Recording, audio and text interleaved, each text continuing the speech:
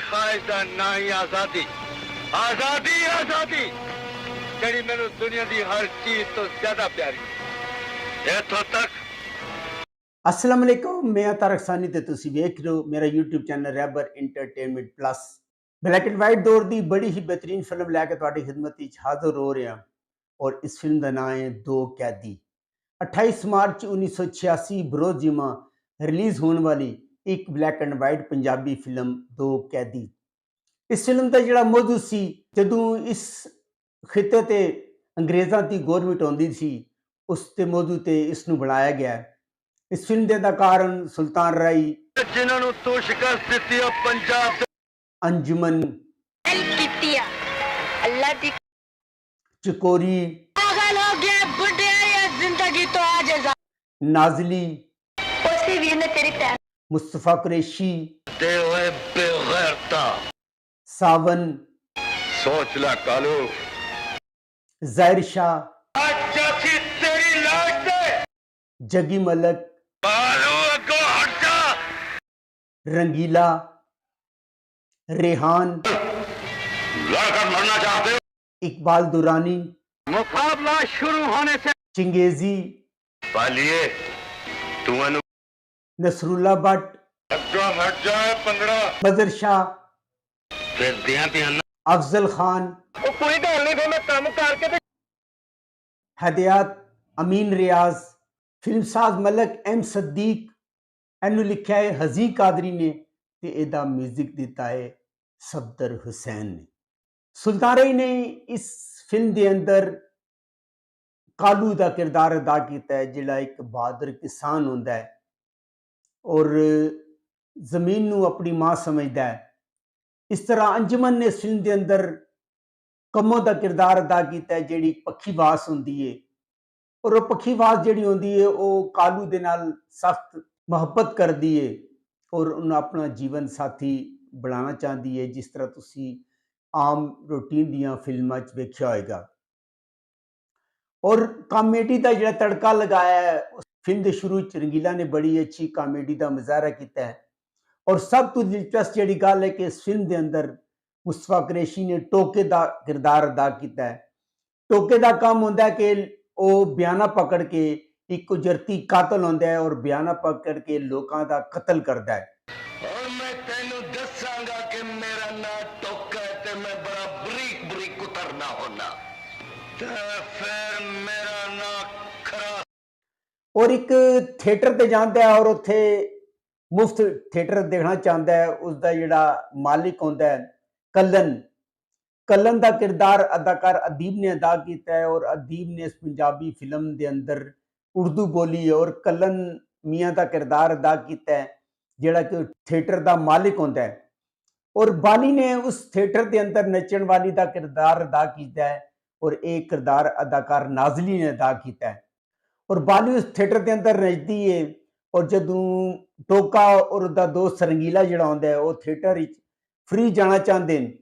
ते कल्लन उन्होंने बेइज्जत करके बाहर कढ़दा है और इस मौके ते मुस्तफा कुरैशी ते मसूद राना दा एक बड़ा ही अच्छा गाना पिक्चराइज होया है और मुस्तफा कुरैशी ने बड़ी ही जबरदस्त और बड़ी ही बेहतरीन परफॉर्मेंस का मुजाहरा किया है और उतना अच्छा डांस करता है कि सारे थिएटर छोड़ के ओदे कोल आ जाते हैं। कल्लन नू गुस्सा चढ़ता है और वो बाली नू बेइज्जत करता है और बाली जिहड़ी होंदी है उन्होंने बेइज्जत करदी है। उस मौके ते टोका जिहड़ा होंदा है बाली नू अपनी भैन बुला के अपने घर लैके आ जाता है और जब भैन तो घर लैके आंदा है तो चंगेजी जिहड़ा मुस्तफा कुरैशी का प्यो होंदा है उन्हें सख्त गुस्सा आंदा है। वो उसनू बेइज्जत करता है कि एक नचण वाली नू तू घर किधर लैके आया, लेकिन जदों कहता है कि मैं इनू अपनी भैन बना लिता है तो काफ़ी बहस के बाद जिहड़ा प्यो होंदा है उस पर वो राजी हो जाता है। इकबाल दुरानी ने इस फिल्म के अंदर एक अंग्रेज जरनैल का किरदार अदा किया है जिहड़ा कि तुसीं वेख्या होएगा कि हमेशा छाप लगी हुई है इकबाल दुरानी और इस तरह रेहान ने इस फिल्म के अंदर अंग्रेज जरनैल का किरदार अदा किया है और रेहान ने बहुत सारिया फिल्मां और इकबाल दुरानी ने बहुत सारिया फिल्मां अंग्रेज जरनैल का किरदार अदा किया है। जदों बाली उन्हें छोड़ के आ जाती है कल्लन तो कल्लन जिहड़ा होंदा है शेरा, शेरे का किरदार अदाकार नसरुल्ला भट्ट ने अदा किया है। ਉਹਨੂੰ रकम पढ़ाता है और उन्होंने कहता कि तू जाके टोके नू कतल कर दे ਔਰ ਸ਼ੇਰਾ ਜਦੋਂ ਟੋਕੇ ਦੇ ਘਰ ਤੇ ਹਮਲਾ ਕਰਦਾ ਹੈ ਔਰ ਇਸ ਹਮਲੇ ਦੇ ਦੌਰਾਨ ਜਿਹੜਾ ਟੋਕਾ ਹੁੰਦਾ ਹੈ ਉਹ ਸ਼ੇਰੇ ਨੂੰ ਕਤਲ ਕਰ ਦਿੰਦਾ ਹੈ ਔਰ ਪੁਲਿਸ ਉਸ ਨੂੰ ਗ੍ਰਿਫਤਾਰ ਕਰ ਲੈਂਦੀ ਹੈ। ਔਰ ਸ਼ੇਰੇ ਦੇ ਕਤਲ ਤੋਂ ਬਾਅਦ ਜਿਹੜਾ ਟੋਕਾ ਹੁੰਦਾ ਹੈ ਔਰ ਫਰਾਰ ਹੋ ਜਾਂਦਾ ਹੈ ਔਰ ਫਰਾਰ ਹੋ ਕੇ ਇੱਕ ਘਰ ਦੇ ਅੰਦਰ ਦਾਖਲ ਹੁੰਦਾ ਹੈ। ਇਸ ਘਰ ਦੇ ਅੰਦਰ ਉਸ ਦੀ ਮੁਲਾਕਾਤ ਮਜ਼ਰ ਸ਼ਾਹ ਦੇ ਨਾਲ ਹੁੰਦੀ ਹੈ। ਮਜ਼ਰ ਸ਼ਾਹ ਉਹਨੂੰ 10,000 ਰੁਪਇਆ ਬਿਆਨਾ ਦਿੰਦਾ ਹੈ ਕਿ ਤੂੰ ਅੱਲਾਹ ਕੇ ਯਾਰ ਨੂੰ ਕਤਲ ਕਰਨਾ ਹੈ। ਅੱਲਾਹ ਯਾਰ ਡਿਪਟੀ ਹੁੰਦਾ ਹੈ ਔਰ ਅੰਗਰੇਜ਼ਾਂ ਦਾ ਬੜਾ ਹੀ ਖਾਸ ਬੰਦਾ ਹੁੰਦਾ ਹੈ ਔਰ ਇਹ ਕਰੈਕਟਰ ਇਮਦਾਦ ਹੁਸੈਨ ਨੇ ਕੀਤਾ ਹੈ।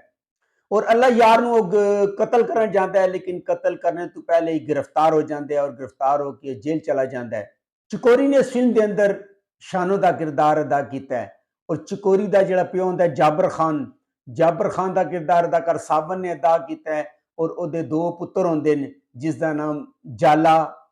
ਤੇ ਨਾਦਰ ਹੁੰਦੀ ਹੈ। ਨਾਦਰ ਦਾ ਕਿਰਦਾਰ ਜ਼ਾਹਿਰ ਸ਼ਾਹ ਨੇ ਤੇ ਜਾਲੇ ਦਾ ਕਿਰਦਾਰ ਜਗੀ ਮਲਕ ਨੇ ਅਦਾ ਕੀਤਾ ਹੈ ਔਰ ਰਸਮੇ ਮਾਮੂਲ ਜਿਸ ਤਰ੍ਹਾਂ ਤੁਸੀਂ ਬਹੁਤ ਸਾਰੀਆਂ ਫਿਲਮਾਂ ਵੇਖਿਆ ਹੋਏਗਾ। ਜਿਹੜਾ ਸਾਵਨ ਹੁੰਦਾ ਹੈ ਉਹ ਵਿਲਨ ਹੁੰਦਾ ਹੈ ਔਰ ਅੰਗਰੇਜ਼ ਦਾ ਪਿੱਠੂ ਹੁੰਦਾ ਹੈ ਔਰ ਇਸ ਫਿਲਮ ਦੇ ਅੰਦਰ ਵੀ ਸਾਵਨ ਨੇ ਇਹ ਕਿਰਦਾਰ ਅਦਾ ਕੀਤਾ ਹੈ ਔਰ ਇਲਾਕੇ ਦਾ ਜਾਗੀਰਦਾਰ ਹੁੰਦਾ ਹੈ ਲੇਕਿਨ ਉਹ ਪਿੱਠੂ ਹੁੰਦਾ ਹੈ। ਔਰ ਜਦੋਂ ਪਿੰਡ ਵਿੱਚ ਜਬਰੀ ਭਰਤੀ ਹੁੰਦੀ ਹੈ ਤੇ ਕਾਲੂ ਭਰਤੀ ਹੋਣੇ ਤੋਂ ਇਨਕਾਰ ਕਰ ਦਿੰਦਾ ਹੈ ਔਰ ਇਸ ਤਰ੍ਹਾਂ ਉਹ ਬਾਗੀ ਹੋ ਜਾਂਦਾ ਹੈ ਔਰ ਫਰਾਰ ਹੋ ਜਾਂਦਾ ਹੈ। ਅੱਲਾ ਯਾਰ ਜਿਹੜਾ ਹੁੰਦਾ ਹੈ ਉਸ ਨੂੰ ਸ਼ਾਨੋ ਪਸੰਦ ਆ ਜਾਂਦੀ ਹੈ ਔਰ ਉਹ ਸ਼ਾਨੋ ਦਾ ਰਿਸ਼ਤਾ ਮੰਗਦਾ ਹੈ ਪਰ ਜਾਬਰ ਖਾਨ ਇਨਕਾਰ ਕਰ ਦਿੰਦਾ ਹੈ। ਲੇਕਿਨ ਜਦੋਂ ਇਕਬਾਲ ਦੁਰਾਨੀ ਉਹਨੂੰ ਧਮਕੀ ਦੇਦਾ ਹੈ ਕਿ ਅਗਰ ਤੂੰ ਇਹ ਰਿਸ਼ਤਾ ਮਲਕ ਅੱਲਾ ਯਾਰ ਨੂੰ ਨਾ ਦਿੱਤਾ ਤੇ ਅੰਗਰੇਜ਼ ਗਵਰਨਮੈਂਟ ਤੇਰਾ ਉਹ ਅਸ਼ਰ ਕਰੇਗੀ ਕਿ ਤੈਨੂੰ ਸਮਝ ਆ ਜਾਏਗੀ। ਔਰ ਜਦੋਂ ਇਕਬਾਲ ਦੁਰਾਨੀ ਉਹਨੂੰ ਧਮਕੀ ਦੇਤਾ ਤੇ ਜਾਬਰ ਖਾਨ ਮੰਨ ਜਾਂਦਾ ਹੈ ਲੇਕਿਨ ਜਿਹੜੀ ਸ਼ਾਨੋ ਹੁੰਦੀ ਹੈ ਉਹ ਇਸ ਰਿਸ਼ਤੇ ਤੇ ਨਹੀਂ ਮੰਨਦੀ। ਟੋਕੇ ਤੇ ਕਾਲੂ ਨੂੰ ਇੱਕ ਹੀ ਜੇਲ੍ਹ ਵਿੱਚ ਰੱਖਿਆ ਜਾਂਦਾ ਹੈ। ਉੱਥੇ ਆਪਸ ਵਿੱਚ ਇੱਕ ਦੂਸਰੇ ਨਾਲ ਲੜਦੇ ਨੇ। ਉਸ ਜੇਲ੍ਹ ਦਾ ਜਿਹੜਾ ਜੇਲਰ ਹੁੰਦਾ ਉਹ ਰਿਆਨ ਹੁੰਦਾ ਹੈ ਔਰ ਆਪਸ ਵਿੱਚ ਇੱਕ ਦੂਸਰੇ ਨੂੰ ਲੜਾ ਕੇ ਉਹਨਾਂ ਨੂੰ ਮਰਵਾਉਣਾ ਚਾਹੁੰਦਾ ਹੈ ਲੇਕਿਨ ਉਹਦੀ ਚਾਲ ਸਮਝ ਜਾਂਦੇ ਨੇ ਔਰ ਉਸ ਜੇਲ੍ਹ ਤੋਂ ਉਹ ਫਰਾਰ ਹੋ ਜਾਂਦੇ ਨੇ। ਜਿਹੜਾ ਟੋਕਾ ਹੁੰਦਾ ਹੈ ਉਹ ਚਕੋਰੀ ਦੇ ਘਰ ਆ ਜਾਂਦਾ ਹੈ ਔਰ ਚਕੋਰੀ ਦੇ ਘਰ ਆਉਂਦਾ ਔਰ ਚਕੋਰੀ ਬਹੁਤ ਹੀ ਪਰੇਸ਼ਾਨ ਹੁੰਦੀ ਹੈ ਕਿਉਂਕਿ ਉਸ ਦਿਨ ਉਸ ਦੀ ਮੰਗਣੀ ਦਾ ਦਿਨ ਹੁੰਦਾ ਹੈ ਪਰ ਉਹ ਰਿਸ਼ਤਾ ਨਹੀਂ ਕਰਨਾ ਚਾਹੁੰਦੀ। ਜਦੋਂ ਉਸਨੂੰ ਪਤਾ ਚੱਲਦਾ ਹੈ ਕਿ ਟੋਕਾ ਜਿਹੜਾ ਹੈ ਉਹ ਪੈਸੇ ਲੈ ਕੇ ਲੋਕਾਂ ਨੂੰ ਕਤਲ ਕਰਦਾ ਹੈ ਤੇ ਉਹ 10,000 ਬਿਆਨਾ ਫਲਾਉਂਦੀ ਔਰ ਕਹਿੰਦੀ ਹੈ ਕਿ ਤੂੰ ਅੱਲਾ ਯਾਰ ਨੂੰ ਕਤਲ ਕਰਨਾ ਹੈ। ਜਿਹੜਾ ਟੋਕਾ ਹੁੰਦਾ ਹੈ ਉਹ ਅੱਲਾ ਯਾਰ ਨੂੰ ਕਤਲ ਕਰ ਦਿੰਦਾ ਹੈ ਔਰ ਜਾਬਰ ਖਾਨ ਜਦੋਂ ਪਤਾ ਚੱਲਦਾ ਹੈ ਤੇ ਉਹ ਉਹਨੂੰ ਟੋਕੇ ਨੂੰ ਆਪਣੀ ਹਵੇਲੀ 'ਚ ਪਨਾਹ ਦੇ ਦਿੰਦਾ ਹੈ। ਜਦੋਂ ਉਹਦੇ ਪੁੱਤਰ ਉਸਨੂੰ ਮਨਾ ਕਰਦੇ ਨੇ ਉਹ ਕਹਿੰਦਾ ਹੈ ਕਿ ਇਹਦੇ ਵਿੱਚ ਵੀ ਚਾਲੇ ਪੁਲਿਸ ਛਾਪਾ ਮਾਰਦੀ ਹੈ ਲੇਕਿਨ ਜਾਬਰ ਖਾਨ ਕਹਿੰਦਾ ਹੈ ਕਿ ਇਸ ਹਵੇਲੀ ਦੇ ਅੰਦਰ ਟੋਕਾ ਨਹੀਂ ਹੈ।